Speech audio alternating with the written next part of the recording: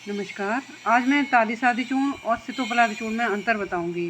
किस तरह से पेशेंट को देना चाहिए वो मैं बताती हूँ। देखिए, सितोपलाद चूर्ण में सिता यानी चीनी यानी मिश्री, तवाछीर यानी वंशलोचन, पिपली, एला यानी इलायची, छोटी इलायची और दालचीनी ये सितोपलाद के घटक द्रव्य हैं। ये सभी द्रव्य उष्णवीर्य हैं, इसलिए इनको श्वास कांस यानी कफजन्य रोगों में हम इसको सितोपलाद चूर्ण दे देते हैं।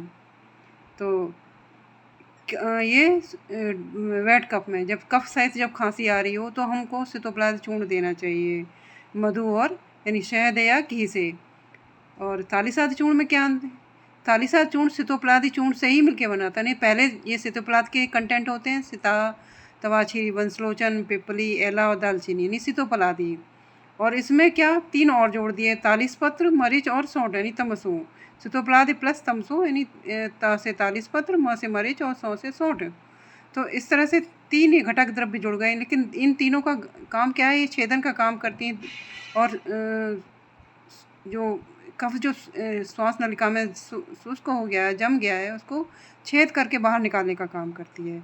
तो हमको ये ध्यान रखना चाहिए कि अगर पेशेंट को अगर सूखी खांसी आ रही है तो हमको उसको तालिसादी चूर्ण दें, और अगर पेशेंट को अगर कफ सहित खांसी आ रही है तो हम उसको सितोपलाद चूर्ण देना चाहिए।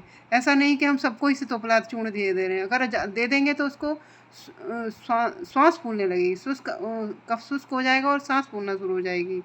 तो ये हमें ध्यान रखना चाहिए कि सितोपलादी दें कि उसको ड्राई कफ है क्या वेट कफ है। वेट कफ में हमको सितोपलादी ही देना चाहिए। अच्छा, अब इसका अनुपान क्या है? अनुपान है मधु, मतलब इसको हम देंगे किससे? हमको इसको हम शहद से देंगे या हम घृत से देंगे। क्यों देंगे? क्योंकि श्वास और कास जैसे खांसी, श्वास, इस तरह के रोगों में कफ और पित्त का अनुबंध होता है। तो कफ को दूर करने शहद हमारा कफ को दूर करता है और पित्त को घृत दूर करता है। तो अगर पेशेंट की हम प्रकृति देख लें कि वो पेशेंट किस प्रकृति का है। अगर वो पित्त प्रकृति का है तो हम इस चूर्ण को, सितोपलादी या तालिसाद चूर्ण को हम घृत से देंगे। अगर कफज प्रकृति का वो पेशेंट है तो हम उसको शहद से देंगे। ये सितोपलादी चूर्ण चरक संहिता में चिकित्सा स्थान में राजयक्ष्मा यानी ट्यूबरकुलोसिस का रोगाधिकार है। तो ये कफज और पित्तज का अनुबंध हम पेशेंट में देखें, इसको समझें, उस तरह से उसकी प्रकृति को निर्धारित करते हुए हम इसको अनुपान का बताएं, सेवन करने को बताएं। इसको कभी भी गर्म पानी या किसी और से नहीं लेना है, शहद या घृत से ही इसका सेवन करें।